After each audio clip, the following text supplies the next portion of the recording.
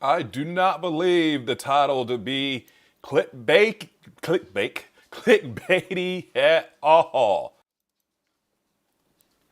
Hello, everybody. I'm Yeager from YeagerShots.com. My buddy Renegade is back behind me. He is doing his walking around, walking about. Let's go to a fuller screen.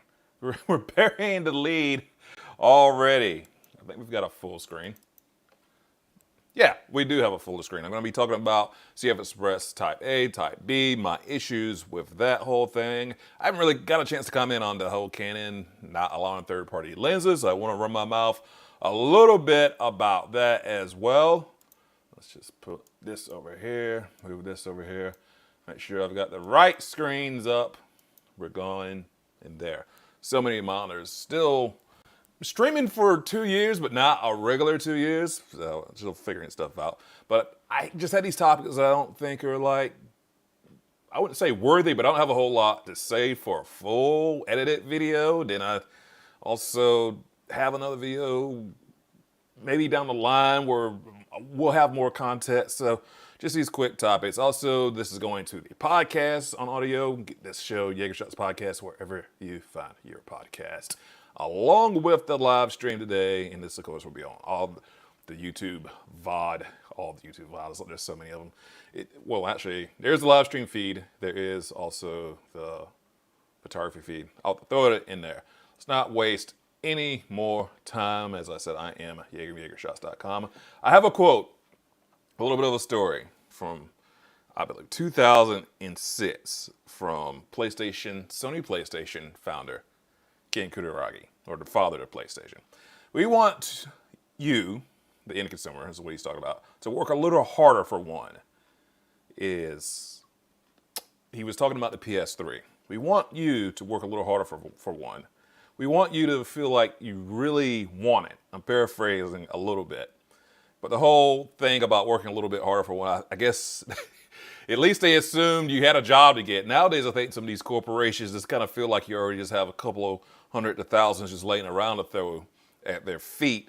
At least he assumed you had a job back in 2006. So I say all that to talk about the CF Express Type A. It's looking like it's going to be the modern day Memory Stick Pro Dual. We can even do more Sony references. It's the old PSP format. Their memory device all over again. What was it, UHD, something like that? These are proprietary devices, or proprietary hardware for devices, I should say. If they don't catch on, you're in a world of hurt. And I don't think that Type A is going to catch on. I don't know anything that takes CF Express Type A cards besides the full-frame Sony cameras, and that's already a niche product. Whether we want to say it or not, people who use those cameras all the time, I'm on an A7 IV right now, they are niche inside of a niche inside of a niche. So I don't know where that adoption to Type A is really going to catch on at, and I feel like going further in the future, when Type A never really caught on to the masses and was incredibly overpriced, no signs of going down in price, will you ever be able to fully take advantage of the cameras? Now, this is kind of a moot point because V60 cars, V90 cars, those do get the job done. Even 95 megabyte transfer speeds on the UHD class 10 cars, whatever that is, they'll do 60 frames per second on the Sony A7 IV. I just tested that out before going on the air. So it's not like we're in a world of hurt. They did go with SD cards that are widely the format and accepted places. So not complete doom and gloom. I would have liked to see USB Type B take on with PCIe dual lane, which will take the complicated talk out of that. Easy for me to say. Basically, they're faster and they can hold more storage. This right here is what we're going to chat about. Let's come to the Chrome window. Sony 160 gigabyte CF Express Type A. Tough memory card, great memory card. 160 gigabytes is what we've got to look at here. $358. The 80 gigabyte is $178. The 160, well, that's a 2-pack.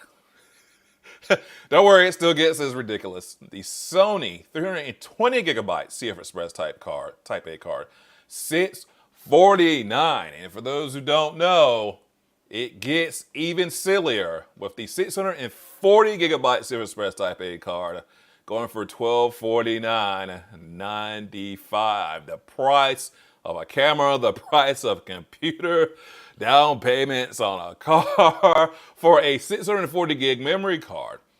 In contrast, the V60 cards, 128 gigs or $60. 128 gigs or $60. One over here for Type A. 80 gigger is $178. 160 gigs is $358. V90 cards that you need for like A7iii to do 120 frames per second. Those are going for, at 128 gig, well, that's a 3-pack, 128 gig on $149. The price performance just is not there. I didn't have the CF Express Type B cars pulled up. I do believe that could be a thing we can look at. Let's see what CF Express Type B is going for. 128 gigs, $139. So they are more expensive cars, but we can see the storage is more and the price is low. Not cheap cars, not as cheap as the SD, mind you, but they are. The price, performance, storage, a bit more rational than what Type A. Angel Bird. Did we have the Angel Bird series? They have been doing some nice things in the Type B space, and it is a good brand. Let's see if we can get this pulled up. 160 gigs. Huh? Our website's gone.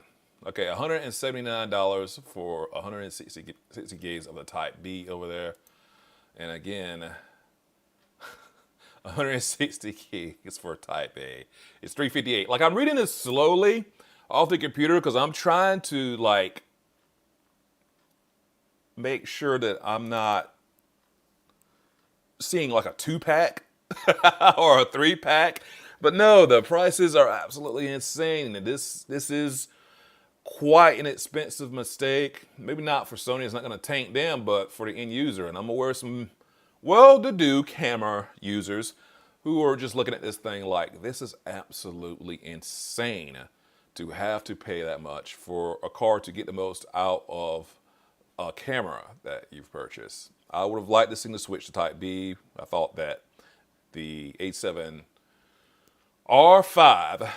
well, I was going to say A7 resolution, the A7R5 would have been the perfect place to switch over to Type B. I don't know how much room is inside of that body. I know they probably paid for this mold. They're pulling the whole Apple thing over. We pay for this mold. We're going to use lightning cables until the European people forced them to change that. But again, at moot point, V60, V90, you would be fine. It's just a waste of a card space for most people to go with the Type A. And I actually probably personally, anecdotally, could have used a little bit taller camera, the R5, R6. Let my pinky rest a little bit more comfortably. The A1, it just feels like I had to support it with the pinky underneath, like I was at a bar, and that's how I protect my beer when I've been drinking a few, and so that I don't drop it. And if you're on the audio podcast, you need the visual aid for that whole thing I'm doing with the pinky, of how I control my bottles of beer and cameras. Let's talk about something else that I didn't get a chance to go to too much. Why we won't be seeing the RF mount lenses maybe until late 2024. For those who don't know, Canon said no more third-party lenses. This from digital photography gave a little bit of insight that I didn't really get before, as far as why. Let's go with the first reason. Canon doesn't feel the RF lineup is anywhere near maturity, and they want the lineup filled out with their own lenses. I don't know, if Canon is the company that actually legitimately believes that taking features away from some cameras is going to make people want the more expensive ones, I don't think that's a good strategy. I went over to Sony. It's terrible strategy. Then maybe, this is all hearsay. Take it with a grain of salt. Of course, we see how people attack rumor sites like truth sites when rumors in the title. So take all this with a grain of salt. Second thing, Canon believes the more affordable options are already covered by the EF lenses out there that work extremely well on RF mount cameras with Canon's line of adapters. Okay, adapters are adapters. They can be lost. This article goes on to say that that adds one more piece of kit where if something happens with the adapter tube, maybe it gets damaged, anything, you're just out of a lens and camera for the day. That's not super comforting. Also with the 85 millimeter macro that Canon put out around 4,500 range, it was having a problem going in a nice speedy way between stills and video, maybe getting stuck in macro. Now I know there's firmware that's come out, but that was still just a lingering thing. And there was a Samyang Rokinon 85 millimeter that people were really loving. Sony's got this particular 85 millimeter as well that people are putting on their camera. And that's the whole thing about using or having third-party lenses. They'll take care of something in a lens lineup where if the first party doesn't have it, the third party will come in and fill a void or just have a better alternative, like with that 85 millimeter Samyang, which is a direct comparison to the 85 millimeter that Canon made for the RF mount that is also a macro lens. But if you shoot as full as I shoot, when you're switching between stills and video, you're just straight up gonna miss something if it gets stuck in that macro mode. Again, I know there's firmware. Let me know. Tell me if the firmware has fixed this issue that 85 millimeter RF used to have. I am not aware of it or not, or if it's ever been straightened out. I would love for somebody to tell me, let me know what the deal is, if that particular lens still has that situation. I know the 35 millimeter seemed fine, and those 35, 85s kind of like my favorite kind of go-tos.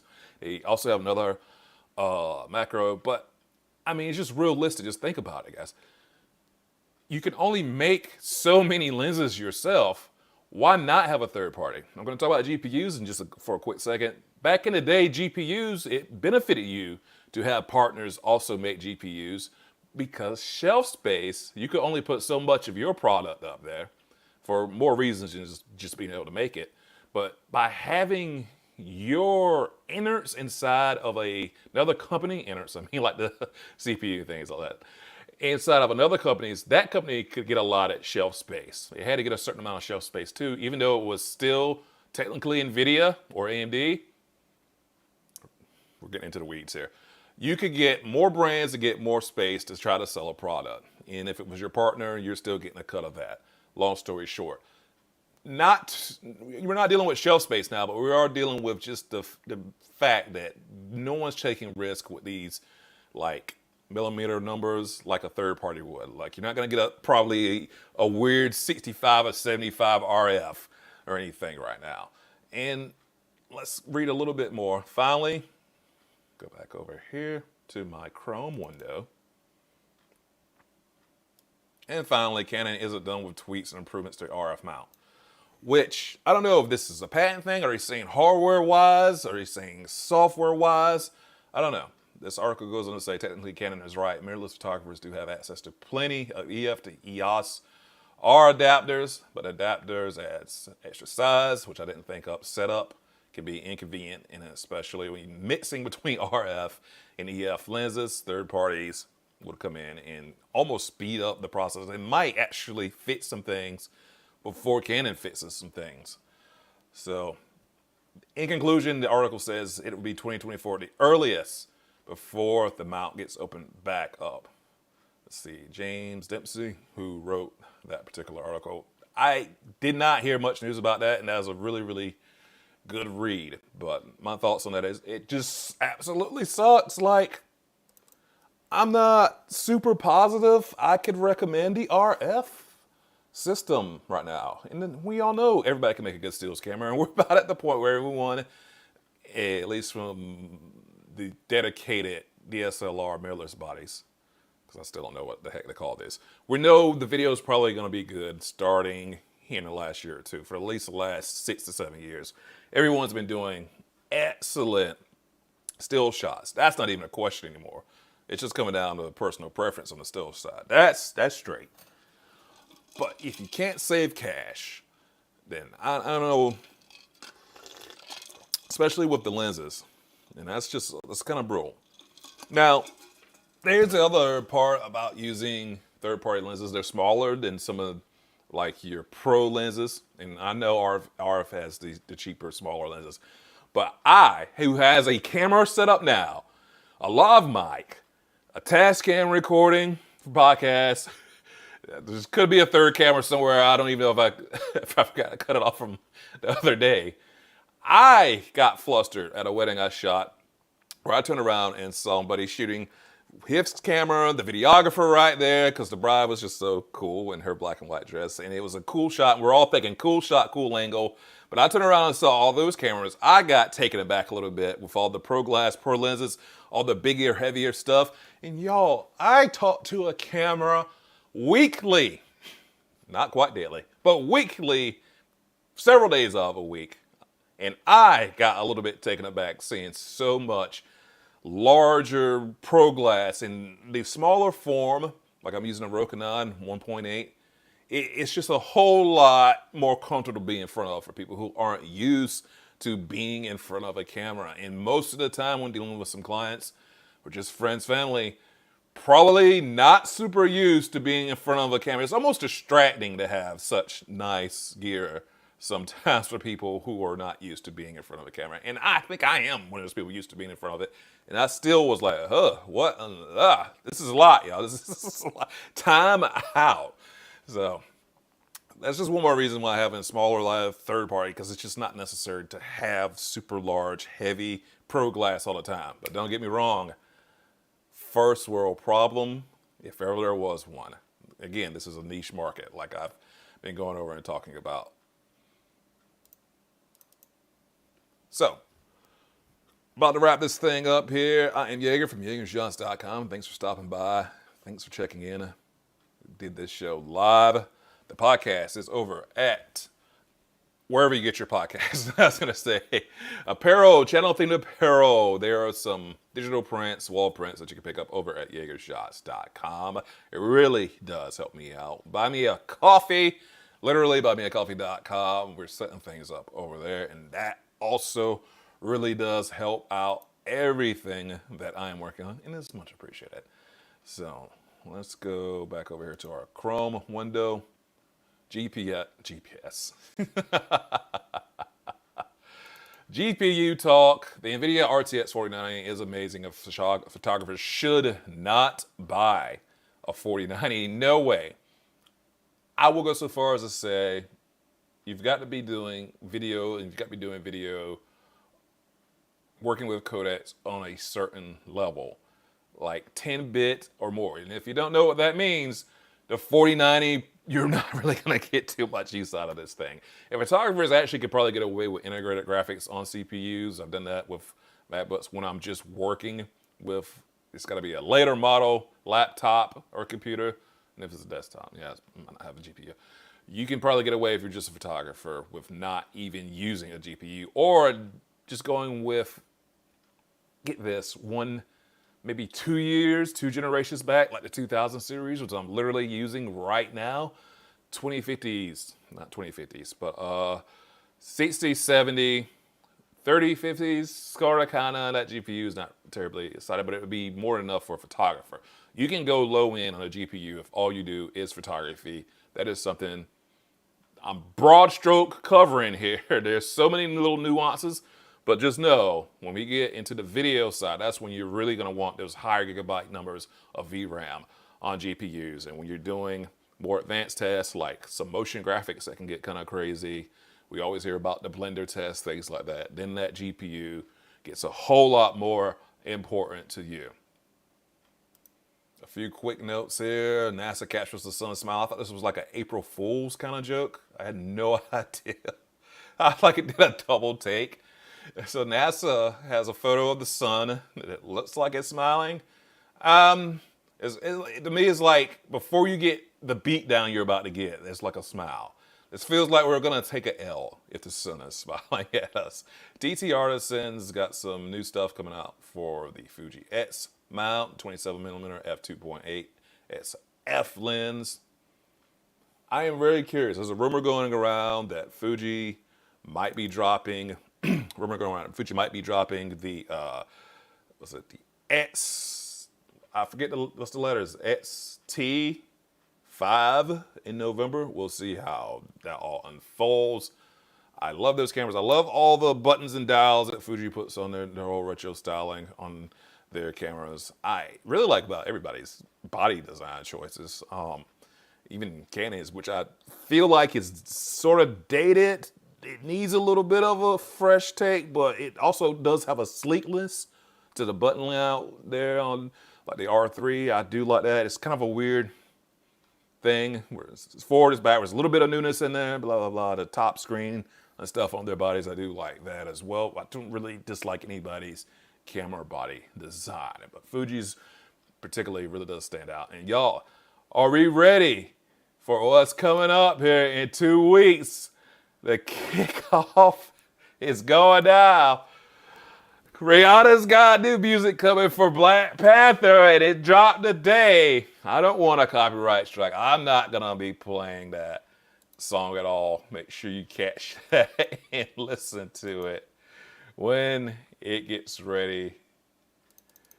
Or you can almost start to go listen to it right now as I'm about to wrap up. I was going to start playing the outro song, and I was like, where did it go?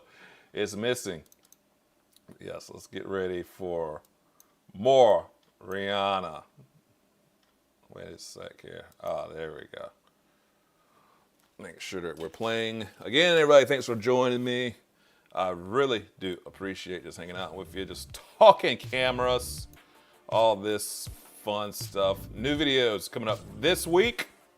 I'm editing photos in harsh sunlight. Gonna do a real quick video about that. By quick, I mean, I don't know, 6 to 7 minutes is what it looks like. That edit's clocking in at with my long-time pals, JP, BB, and their kids. So thankful they let me be their photographer to hook that whole shoot up. So we'll have a little bit of behind the scenes of how I edited all that stuff coming up here in the channel in the next couple of days. So much over at YeagerShots.com. And remember to never miss a shot. Hit that subscribe button from little old me. YeagerShots. Everybody have a fantastic and absolutely amazing weekend. I will see you all back here in just a couple of days. Wait a sec. Where's my stream over screen? Ah, there we go. There it goes.